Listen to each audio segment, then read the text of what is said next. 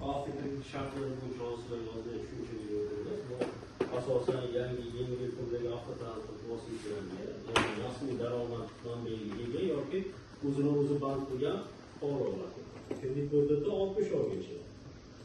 Boshlang'ich to'lov avtotransport narxini 30% dan kam bo'lmagan miqdorda bo'ladi.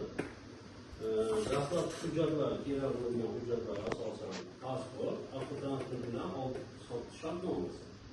Endi alohida shartlar bu, asosan biz Robert MCH bilan diler bilan shartnoma qilingan. Bunda asosan Chevy avtomobilidan Kia avtomobili.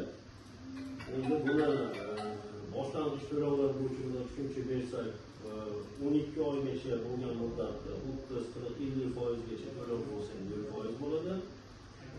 18 oygacha bo'lganda ham 0 bo'ladi. 24 oyda 30% boshlang'ich to'lov bo'lsa 12%, 40% boshlang'ich to'lov bo'lsa 9,5, 50% boshlang'ich to'lov bo'lsa 66%. Asosiy 60 oygacha bo'lgan, endi 60 oyda 30% to'lovda 19,5, 40% to'lovda 18,5,